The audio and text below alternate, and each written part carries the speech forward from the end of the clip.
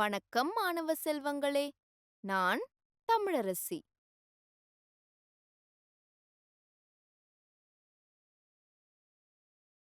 இன்று ஒரு புதிய அமர்வுக்கு மீண்டும் வரவேற்கிறேன். அன்றாட வாழ்க்கையில் அவர் அதிக ஆற்றல் மிக்கவர் அல்லது நான் மிகவும் சோர்வாக இருக்கிறேன், என் ஆற்றலை இழந்துவிட்டேன் அல்லது இன்று நான் நேற்றை விட அதிக ஆற்றலுடன் இருக்கிறேன் போன்ற அறிக்கைகளை நீங்கள் அடிக்கடி கேட்டிருக்கலாம் அல்லது பயன்படுத்தியிருக்கலாம். இந்த ஆற்றல் என்ன? ஒரு பொருளுக்கு ஆற்றல் இருக்கிறதா இல்லையா என்பதை எப்படி முடிவு செய்வது? இதற்கான விடைகளை அறிவியல் பூர்வமாக தேடி செல்வோம். கற்றுக்கொள்வீர்கள். நீங்கள் இதை பற்றி தெரிந்து கொள்வீர்கள். ஆற்றல் வரையறை, ஆற்றல் வகைகள், இயக்க ஆற்றல், இயக்க ஆற்றலின் வெளிப்பாடு, சாத்தியமான ஆற்றல், இயந்திர ஆற்றல், ஆற்றல் சேமிப்பு. முக்கிய வார்த்தைகள்: வேலை, ஆற்றல், இயக்க ஆற்றல், சாத்தியமான ஆற்றல், இயந்திர ஆற்றல்.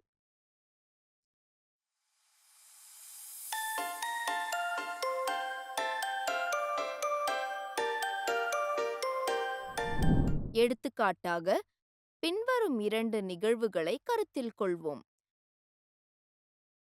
வழக்கு எண் 1. ஒரு பீங்கான் தட்டில் வைக்கப்பட்டிருந்த உலோகப் பந்து தட்டிலிருந்து ஒரு குறிப்பிட்ட உயரத்திற்கு உயர்த்தப்பட்டு அதன் மீது விழ அனுமதிக்கப்படுகிறது. வழக்கு எண் 2. ஒரு பொம்மை கார் அதனுடன் இணைக்கப்பட்ட சாவியை முறுக்காமல் தரையில் வைக்கப்பட்டுள்ளது. மேலும் அதே பொம்மை கார் அதனுடன் இணைக்கப்பட்ட சாவியை முறுக்கியதும் மீண்டும் தரையில் வைக்கப்படுகிறது. இந்த 2 நிகழ்வுகளிலும் ஏதேனும் ஆற்றல் பயன்படுத்தப்பட்டால் அல்லது எந்த வகையான ஆற்றல் பயன்படுத்தப்படுகிறது என்பதை கண்டுபிடிக்கிறோம். ஆற்றல் என்பது செய்யப்படும் வேலையுடன் தொடர்புடையது. ஒரு பொருளை மற்றொரு பொருளின் மீது செய்யும் திறன் அந்த வேலையை செய்யும் பொருளின் நிலை மற்றும் நிலையை பொறுத்தது.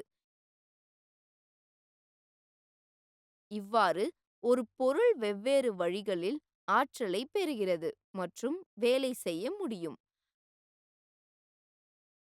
அறிவியலில் பொருளின் நிலையில் மாற்றம் ஏற்பட்டால் மட்டுமே வேலை முடிந்தது என்று கருதுகிறோம். வேலையை செய்யும் சக்தியால் அதற்கு மாற்றப்படும் ஆற்றலின் காரணமாக பொருள் அதன் நிலையை மாற்ற முடியும். இவ்வாறு ஒரு பொருளின் மீது வேலை செய்யும் போதெல்லாம் அதன் ஆற்றல் அதிகரிக்கிறது அல்லது குறைகிறது.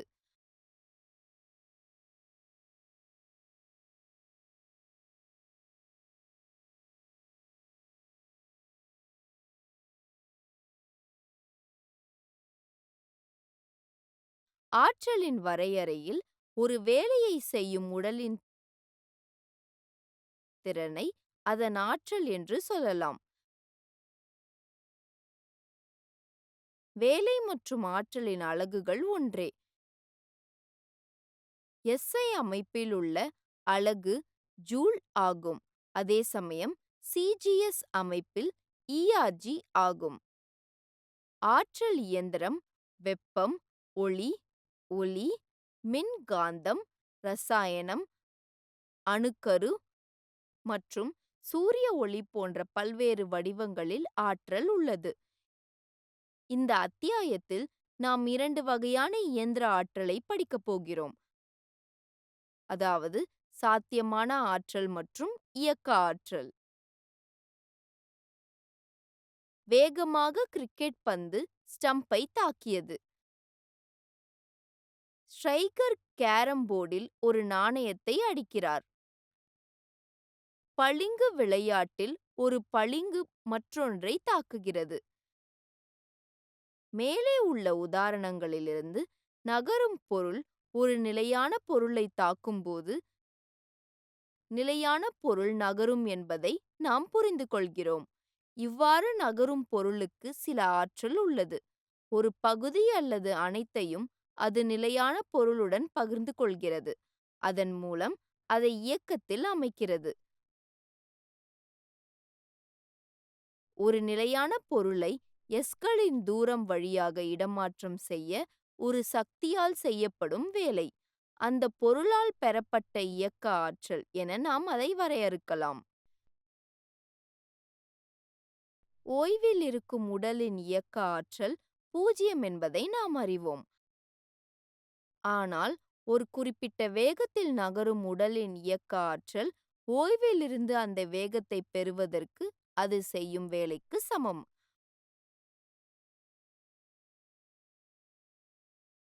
ஒரு நிறை, அதாவது எம் உள்ள ஒரு பொருள் மென்மையான கிடைமட்ட தளத்தில் ஓய்வில் உள்ளது என்று வைத்துக்கொள்வோம்.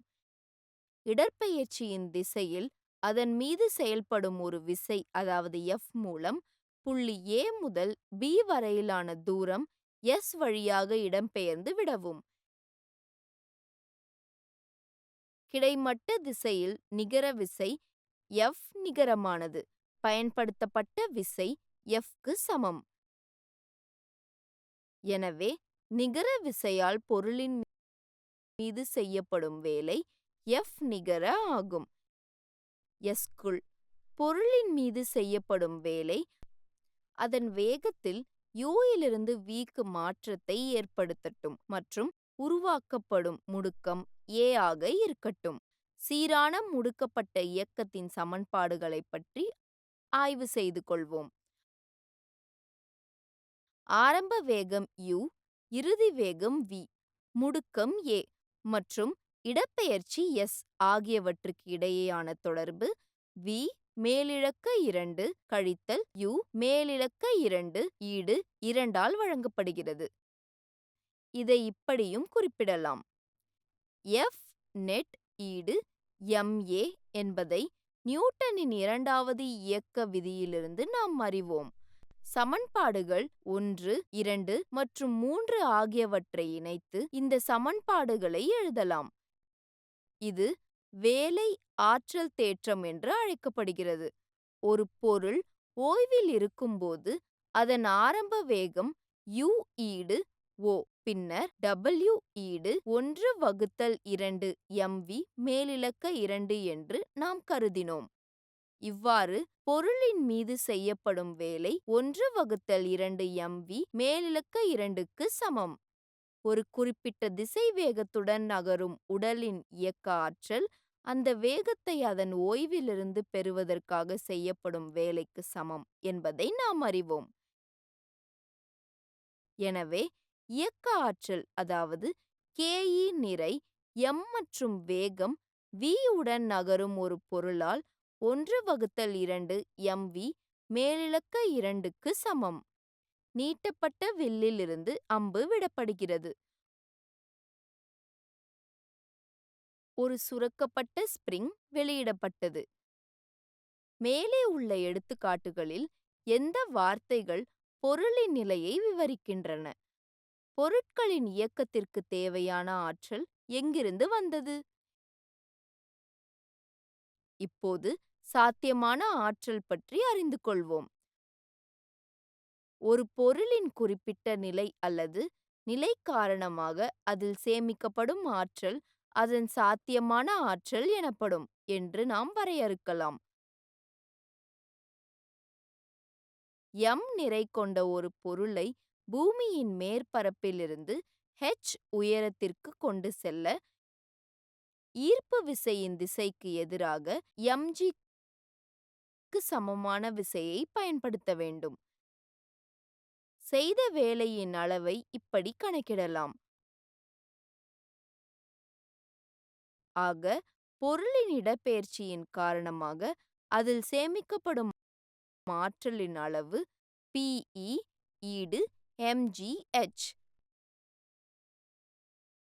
உயரம் hக்கு இடப்பெயர்ச்சி mgh சமமான ஆற்றல் பொருளில் சேமிக்கப்படுவதற்கு காரணமாகிறது.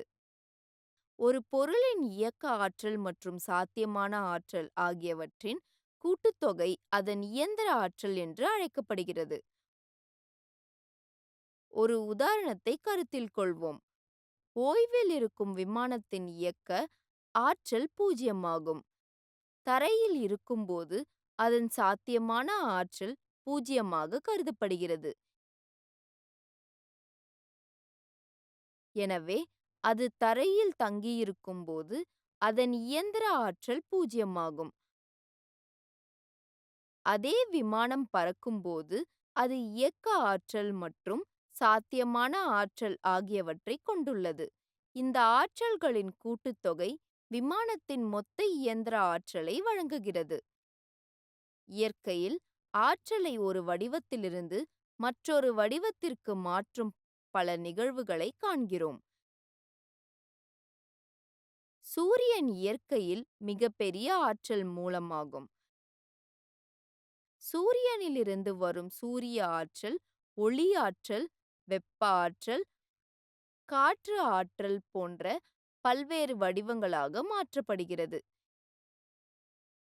இது தவிர அயன் பாக்ஸ் மூலம் மின் ஆற்றலை வெப்ப ஆற்றலாக மாற்றுவது, டார்ச் மூலம் ரசாயன ஆற்றலை ஒளி ஆற்றலாக மாற்றுவது போன்ற பல்வேறு ஆற்றல் மாற்றங்களை நமது அன்றாட நடவடிக்கையில் நாம் கவனிக்கிறோம்.